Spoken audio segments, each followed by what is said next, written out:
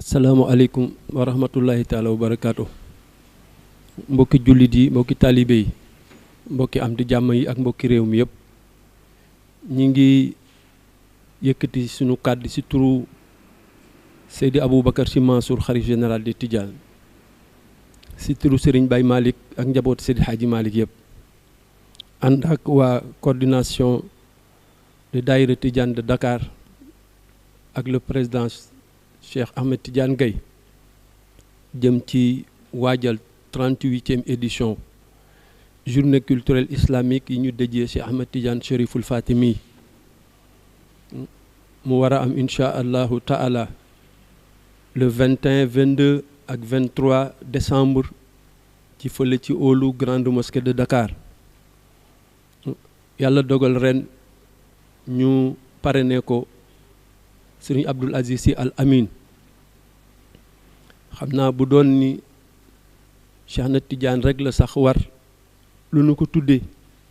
képp kuy njaboot mbaa ngay jullit ci xam dayoom ak cëram dafay jaadu su jógee nga yegg fa lu mu néew néew soo mënul yegg nga teewal jëmmam def ñaan jox ko hadiya loolu war na jullit yépp mais war na képp koo xam ni njaboot nga ci tarixam bu tedd bi yàlla dogal nag ren te moo waral woote bi supplier ko waa coordination bi mooy ki nga xam ni moom lañ ko duppee parrainé ko muy parrain d'honneur muy Serigne Abdou mu nekk membre fondateur ci journée yi ndax depuis ñu di ko def Grand Dakar ci juma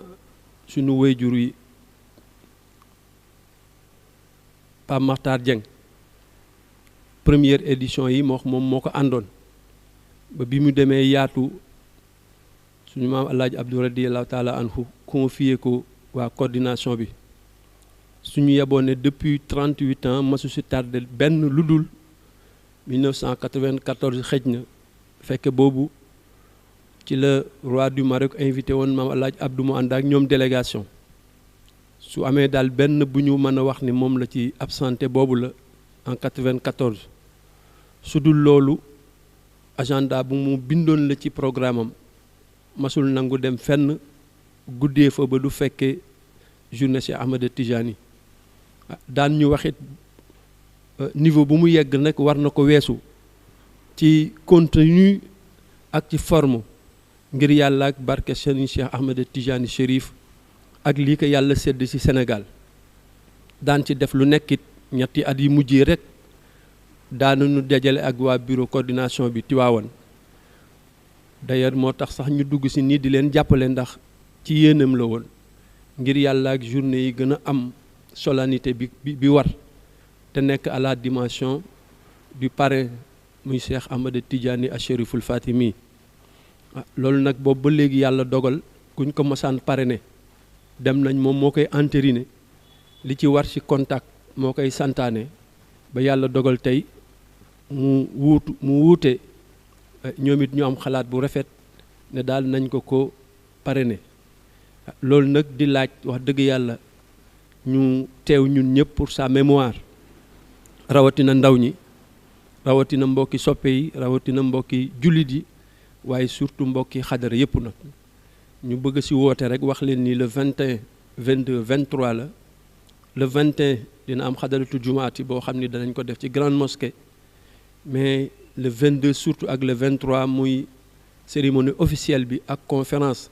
bi nga xam ni moom la professeur Abdoul Aziz Kébé war animé war ko def sur le soufisme islamique méthode d'éducation pour la réhabilitation des valeurs spirituelles loolu nag ñuy ñaan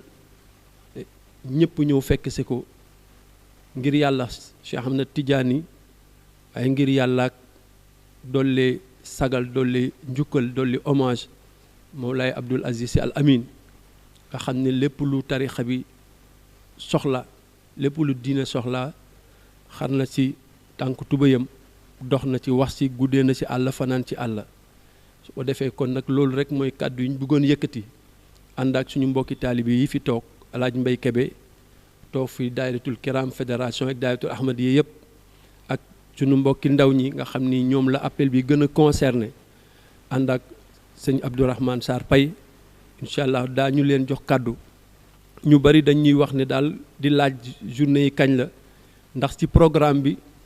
dañu jàppoon semaine u 16 ak 17 fekke boobu xalifa bi moo ko jàpp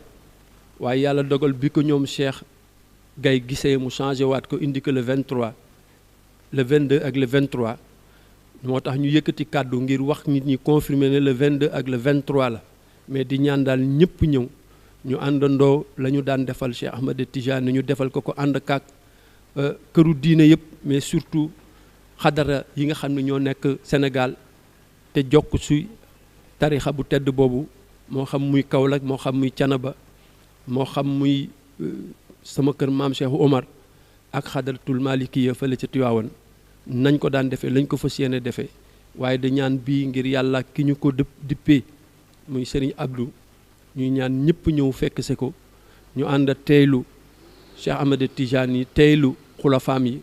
Sidi Hadji Omar Cheikh Sidi Hadji Malick maam Abdoulaye Niass ak ñeneen seeni njaboot yi fi nekk defaat ko rek tawasul jaayantewaat yeesalaat pas-pas yi feddaliwaat wëllëre muy incha allah le 22 ak le 23 dañu bëgg a jox kàddu gi Alaaji Mbay Kebe moom itam ci wàllu mag ñi ak wàllu fédération yeeg daayatul kiram daayatul ahmadiya su noppee jox sëñ Abdourahmane Paye moom itam si wàllu ndaw ñi ndax ñoom commencé nañ sax seen réunion waaye di wax ne daal woote bi loolu la ñu ngi koy def ci kàddu kilifa yi di ñaan daal ñëpp fekk se ko autant pour journée lancement officiel bi autant pour journée dimanche ba di conférence bu mag boobu nga xam ni chaque année moom la ñuy def jublu si yeete ak jàngale lu jëm ci xadara bi ak soleil tarbiya bil himmati wal xaal bi nga xam ni moom la Cheikh na Tidiane jote si maamam rasulullahi sallallahu alayhi wa sallam baaxe ko taalibe yi te muy laaj saa bu nekk dégg gën di dégg ak gën di jëfe kon Baye Mbaye Kébé ñu ngi lay jox kàddu gi asalaamualeykum wa rahmatullahi taala wa barakaatu. auzu billahi samiul alim min asheytaani rajim bismillahi rahmani rahim wasalaatu wasalaamu ala ashrafil mursalin sayyidina muhammad sallallahu alayhi wa sallam. mbokki jullit yi mbokk taalibe yi ñu ngi leen di nuyu di leen ziyaara di leen balu xaq. mel na ni maam Ousmane Samb mii wax léegi di président nationalu COSCAS nga xam ne journée yi ñu dëgmal lii mu ci waxtaane nii daanaka ndigal la bu mu jëlee woon moom ci boppam ci sëriñ Abdul Aziz Sy Al Amin radiallahu taala an ndax dafa convoqué coordination Tidiane convoqué COSCAS convoqué dayatul kiram waaye dafa ne maam Ousmane jàppale leen waa coordination ndax journée yi mën a gën a yëkkatiku fii mu toll te yooyu jamono moom nag ku ko xam ni mu soppe ak ni mu bëggee Cheikh na Tijani radiallahu taala an dafa mel ni daf ko jëlee ci baayam Seydou Bakar Sy radiallahu taala an waaye it amal ci lu mu faggul woon boppam ba tax na lépp loo xamee ne dafa tuuse woon Seydina Cheikh moo xam ci dog itam la moo xam ci lu mu ku mu mën ci doon bu la gisee da lay jàppe ne Cheikh na Tidiane Sy ndax rek sopp gum ko sopp bëgg bum ko bëgg ak it bëgg nekk taalibeem ba mu jeex tàkk moo tax mu jaraloon ko lu nekk. maa ngi waxtaan léegi di wax ne danaan wax naan journée yii dey fonk naa ko fonkeel gu toll ni bés bu jamono ñëwoon sax ba amul suñ ca tolloo ca waxtu wa walla ca date ba danaa jóge Tivaouane ñëw ba grande mosquée giñ ko daan organiser ma julli fa ñaari rakka ñaanal Seydina Cheikh delluwaat ndax ormal rek lañ ko fa daan defal. kaddu gi ñuy yëkkati nag ci turu Hadj Mansour Diagne la mi nga xamee ne mooy président Dahiratul Kiram waaye ñu ngi koy yëkkati it ci turu Ahmadiya ndaxte ñaari kuréel yooyu ñoo ŋànk lépp loo xamee ne organisation la ci wàllu daayira ca Tiwaawan. kaddu gi mën nañu sax jël ne ni ko maam Ousmane waxee léegi ma nga jóge ca xalif général de Tijane Seydi Aboubacar Sy Mansour ndax it mooy xalif général te lépp loo xamee ne ñu ngi koy yëkkati ci wàllu diine ji wala wàllu tarixa bi mu tuuse Tiwaawan rek ci kàddoom lay delluwaat. ñuy woo nag taalibe yëpp moo xam daayira yi la moo xam sax ñi dul daayira te seen cofeel nekk ca xadara Seydi Hadj Malick radiyallahu taala an bu bés ba jotee wax nañ ko léegi le 21 décembre mooy xadaratul jumaati le 22 di ouverture ba le 23 di conférence ba Abdel Aziz Sy Kabe di def ñu ngi cay ñaan nag bu kenn des ndax it bu dul dara sax sëñ Abdul Aziz mi daan wax naan miñ daan waxal naan ko yow mi nga xamee ne lu nit xewle nga fekk nga bokk ko ak ñoom ak fu mu ko mënti xewlee ak waxtu bu mu ko mënti organiser yaa nga fa teewal fa xadara bi ndax ngir yàlla kooku rek war naa tax ba ñëpp kenn du des ñëpp ñëw. kon nag ci turu Dahiratul Kiram ci turu Hadj Mansour Diagne ñu ngi woo taalibe yëpp di woo soppe yëpp di woo jullit yëpp ndax nag xanaa bu dul dara sax fu ñuy waxtaane te ñëpp xam nañ ne tarixa Cheikh lu mu yëkkati yonent bi sallallahu alayhi wasallam la cay jiital seg ca toog sëtam boobu di Cheikh Ahmed Tidiane Chérif radiyallahu taala anhu kon nag ñooñu rek war naa tax fu ñu wootee rek ñëpp jóg pour seet si leen pour fekkee loolu kon nag ñu ngi ñaan ñëpp bu kenn des ndax nag yàlla mën naa am day ku fa rot day li nga bëgg ci sa àdduna bëgg ko ci sa àllaaxira bëggal ko say mbokk bëggal ko say wayjur yëpp yàlla mën na la ko faa defal ci bés boobu ndax bisu yonent bi sallallahu alayhi wasallam la bisu Cheikh Ahmed Tidiane Chérif radiyallahu taala anhu la kon nag ñu ngi ciy ñaan ñëpp ñu ñëw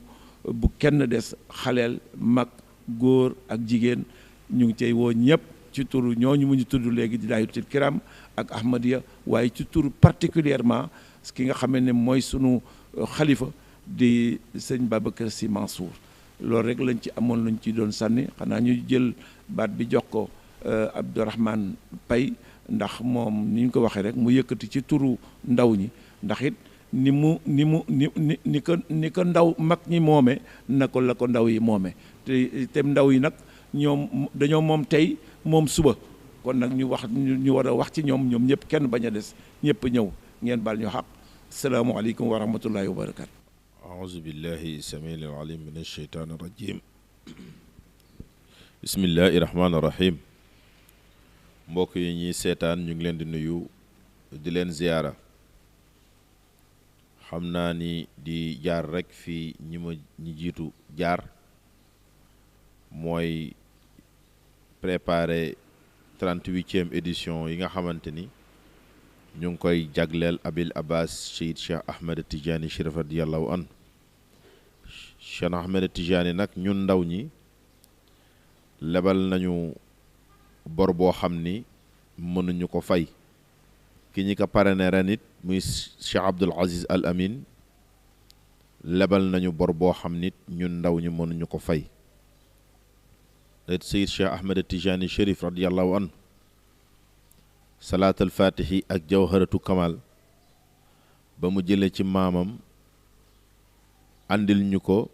ñu ciy nekk suba ak ngoon loolu buñ doon jaay àdduna ak àllaaxirit amuñu luñ ko fayee waaye sëriñ Abdoul Aziz Al Amin mi nga xam ne mooy parrain wu jeunesse bi tey bépp ndaw boo nga xamante ni yaa ngi ci tarixa bi xëyal na la wala mu gontal la wala mu may la bëccëg bu nga xamante ni mënoo ko fay Serigne Cheikh Ahmed Tidiane Sy Al Maktoum dafay wax ni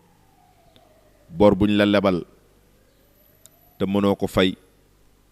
loo am rek daa dawal ca bor ba. Serigne Abdou lebal nañu ñun jeunesse bi bor boo xam ne kenn mënu ko fay ndax tey ku sopp tarixa bi bëgg tarixa bi nekk ci tarixa bi fonk ko yàlla jaaral na ko ci Cheikh Abdoul Aziz Al Amin ndax mësul waxtaan ci xadara bi lu dul dafa daaneel ji Cheikh Ahmed Tijani Chérif. kon ku la lebal bor boobu mënoo ko fay waaye loo am dawal ci te bés bu mu fonkoon la comme niñ ko waxee. kon on fait appel solennel à toute la jeunesse ñu ñëw wan ko ni manqué wu ñu rappel nañu ñëw teew waaye teew ko ànd ko ak discipline ak yar waaye teew ko ci xaalam moom ndax lépp li nga xamante ni ñu ngi koy tuddee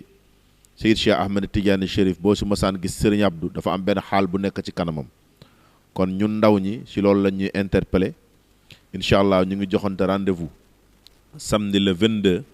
ci allée du centenaire comme nañ ko daan defale ndaw ñëpp ñu ngi demandé daayira yëpp ku nekk da nga jël lu mu néew benn kaar nga fekk ñu foofu ci allée du centenaire ñu àndandoo ñun ñëpp defandoo ko benn yoon ñu dox wuy ji woote boobu nga xam ne woote nañ ko ci turu Seyd Cheikh Ahmed Tijani Chérif te ñoom mag ñi négocier nañ ko ba Cheikh nangul leen ko ndax bu leen ko nangul woon ñoom duñ ci teew. kon Serigne Abdou jekk na ci xar kanam ñu tuddee Seyd Cheikh Ahmed Tijani di bésam ñu daal di ko siy jël def ko ci parrain. kon ñu ngi leen koy fàttali dawaayir yëpp jeunesse Tidiane Malikite waa muxtafina bi asaari abaay wal ajdad ñoom ñëpp Serigne Moustapha joxe na ci ndigal fépp fu muxtafina nekk na nga ñëw fekkee daje boobu mën a àndandoo dox. daairatul ahmadiya président Thiaw Assane Thiaw mu ngi leen di wax ni ngeen ñëw fekkee jataay boobu. daairatul moustachidina wal moustachidati jote nañ seeg Alioune Badara moom it dispositif yooyu mu waroon jël yëpp mu ngi ko ciy taxaw pour ñu mën a wuy ji woote boobu. daairatul mutamassikina imam Adama Ba jokkoon nañ ci moom it incha allah lépp lu xamante ne mu ngi ko ciy def ci turu Pape Sëñ Mbay Abdou mu ngi ko ciy def pour ñu ñëw fekkee daje boobu. action daara ji président Baye As ak ñi ko fi nekkal di Ablaye Gueye Khalifa Mbay ñoom it incha allah ñu ngi ci daje ba jëlee ndigal ci sëñ Habib pour ñu ñëw fekkee ci daje boobu.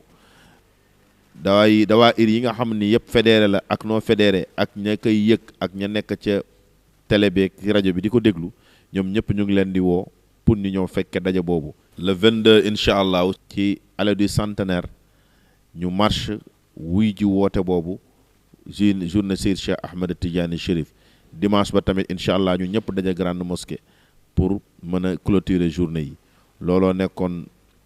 woote bi ñuy woote fàttewuñu kenn nag jeunesse bi yëpp la ñu woo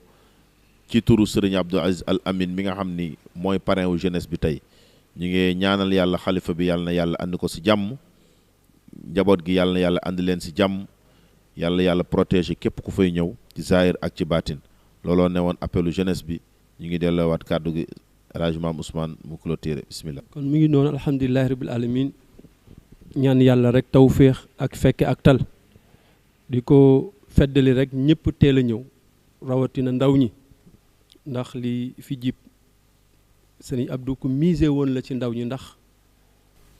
wax nañu ba tàyyi ni li ñu yor yéen a ko moom ñëw leen jege ñu xam li ci aju ci aadaab yi boobu ëllëgee su ngeen ko yoree mu bañ yàqu seen loxo. loolu it daf ko wax daf ko jëf ndax teel na positionné ay ndaw pour que ñu nekk ci boobu école. kon nag buñ ko tuddee bés bi niñ ko waxee ndaw ñi ñoo ko jëkk moom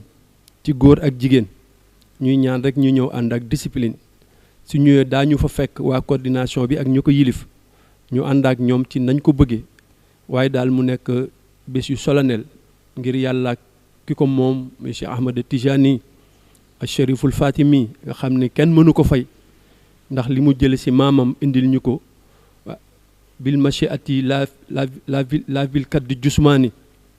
li ci sëñ Babacar si wax bokk ci pexe boolew ci kenn yàlla rek moo la koy yéene nga bokk si la mun a andil it ci mukafaraatu zunub